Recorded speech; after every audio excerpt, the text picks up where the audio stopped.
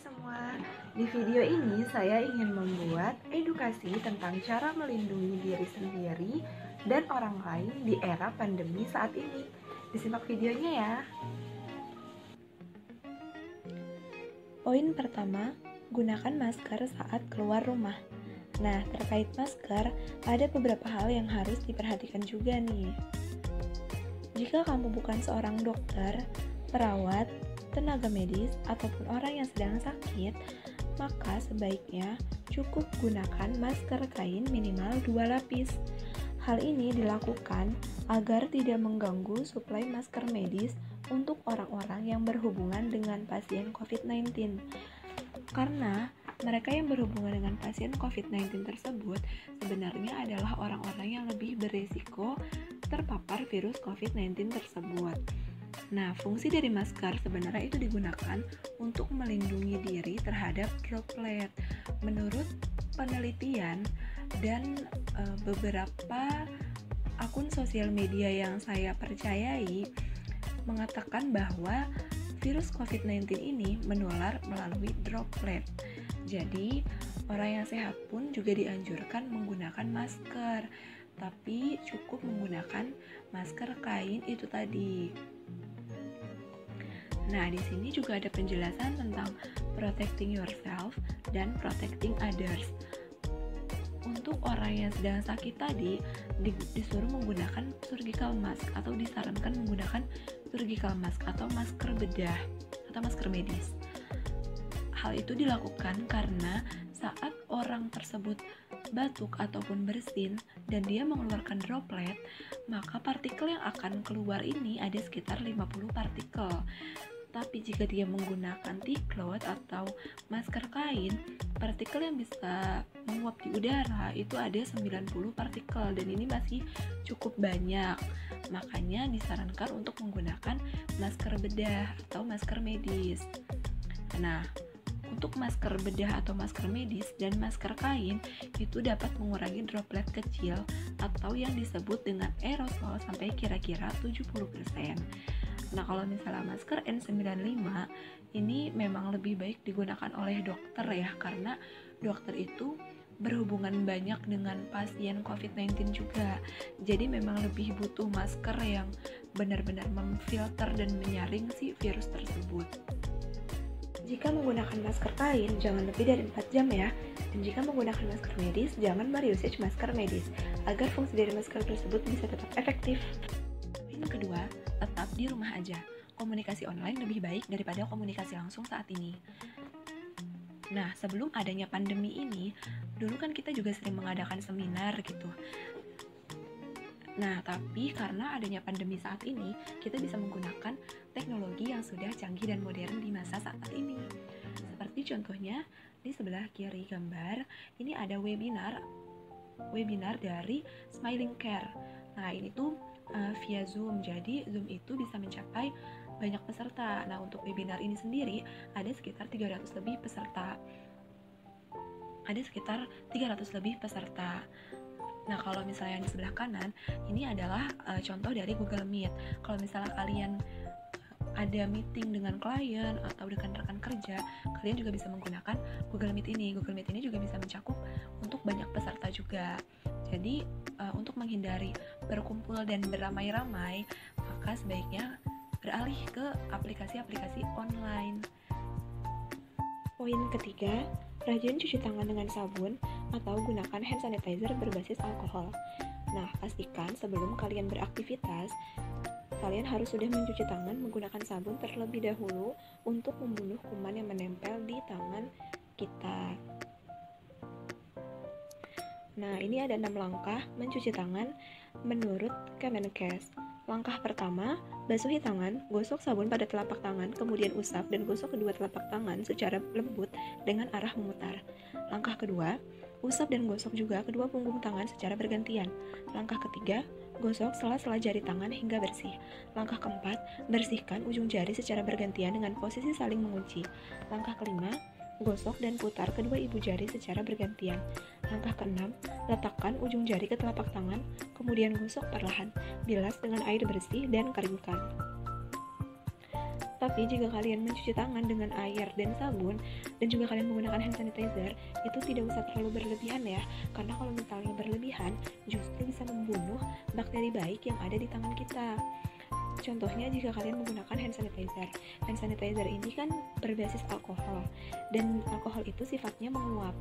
Alkohol yang biasa digunakan untuk hand sanitizer itu biasanya alkohol 70%. Nah, kadar alkoholnya ini bisa naik ataupun turun. Jadi kalau misalnya kalian menggunakan hand sanitizer terlalu sering, itu tuh bisa membunuh si bakteri baik yang ada di tangan kalian itu, dan membuat bakteri baik tersebut kebal terhadap alkohol, dan itu bisa membuat kalian jadi mudah terserang penyakit. Jadi nggak usah berlebihan ya kalau misalnya kalian menggunakan hand sanitizer ataupun mencuci tangan dengan sabun. Nah, sebaiknya kalian ini mencuci tangan menggunakan sabun, karena kalau misalnya kalian mencuci tangan menggunakan sabun, kuman-kumannya itu akan ikut terbawa oleh air yang mengalir. Sedangkan kalau misalnya kalian menggunakan hand sanitizer, kumannya itu masih menempel di tangan kalian. Jadi kalian tetap harus mencuci tangan dengan air. Terus kalau misalnya menggunakan hand sanitizer, di beberapa orang itu tuh bisa bikin kulitnya tuh jadi kering. Jadi lebih baik mencuci tangan dengan sabun. Poin keempat, lakukanlah desinfeksi pada permukaan yang sering disentuh. Nah, melakukan desinfeksi ini juga penting ya, terutama pada permukaan yang sering kalian sentuh, seperti misalnya HP, meja, gagang pintu, dan lain-lain. Hal ini dilakukan agar membunuh kuman-kuman yang menempel di permukaan tersebut. Jadi, tangan yang kalian sudah cuci menggunakan sabun dan air mengalir itu, atau kalian gunakan hand sanitizer, tidak terkontaminasi lagi oleh kuman-kuman yang menempel di benda-benda mati tersebut.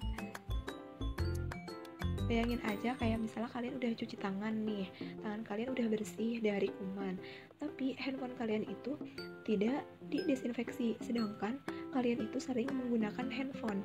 Nah, si bakteri tersebut pasti akan menempel lagi di tangan kalian, jadi kumannya pasti bakal menempel lagi di tangan kalian gitu. Nah, untuk cairan yang digunakan sebagai desinfektan, ini kalian juga bisa lihat beberapa video tutorialnya ya, karena udah banyak juga tutorial pembuatan cairan desinfektan menggunakan Baiklin, Wipol, cuka, dan lain-lainnya.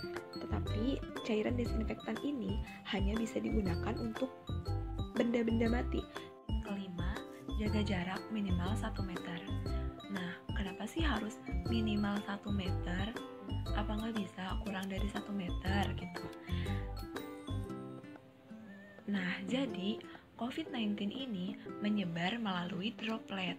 Droplet itu memiliki ukuran sekitar 6 UM atau 6 mikrometer, yang berarti bisa mencapai 1,5 meter atau 2 meter. Dia bisa mencapai di udara gitu ya. Dalam kondisi batuk atau bersin, percikan droplet bisa mencapai lebih dari 6 UM. Nah, kalau misalnya kalian hanya menggunakan masker aja tanpa menjaga jarak, itu tidak akan mencegah kalian terhadap droplet. Terutama kalau misalnya kalian lagi di tempat umum gitu ya, misalnya di tempat keramaian, kalian cuma pakai masker tapi kalian gak jaga jarak. Terus di samping kalian tuh ada yang batuk atau bersin. Nah, sedangkan dia itu menggunakan masker kain atau misalnya masker medis. Masker medis itu kan tadi ada mencapai 50 partikel yang kemungkinan bisa lolos dari masker tersebut ya. Apalagi kalau misalnya orang itu menggunakan masker kain. Masker kain itu yang bisa lolos dari maskernya itu ada 90 partikel, dan itu masih banyak banget partikelnya.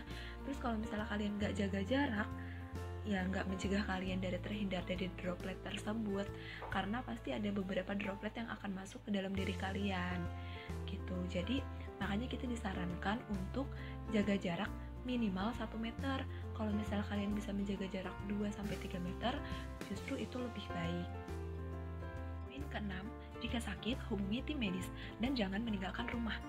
Nah, ini juga penting banget ya. Kalau misalnya kalian ngerasa kurang enak badan gitu, misalnya kalian demam, sakit tenggorokan, flu, atau batuk, kalian itu bisa menghubungi tim medis dulu nih sebelum kalian datang ke rumah sakit ataupun ke klinik, agar pihak rumah sakit atau klinik tersebut dapat mempersiapkan dengan baik dan benar saat kalian datang. Hal ini dilakukan untuk pencegahan penyebaran COVID-19 tersebut. Nah, orang-orang yang beresiko terhadap virus ini adalah lansia, anak-anak, orang yang memiliki riwayat sakit sebelumnya, terutama di bagian parunya, dan juga orang yang memiliki daya tahan tubuh yang kurang baik, dan lain-lain. Nah, maka sebaiknya kita juga meminum vitamin untuk menjaga daya tahan tubuh kita. Nah, kalau misalnya kalian sakit, itu kalian bisa menghubungi hotline virus corona di 021. Kalian bisa menghubungi hotline virus corona di 021 5210 411 atau 0812 1212 3119, atau kalian bisa melakukan panggilan darurat di 112 gitu. Nah, itu adalah 6 poin tentang cara melindungi diri dan orang lain di era pandemi saat ini. Semoga bermanfaat ya. Sampai bertemu di video berikutnya.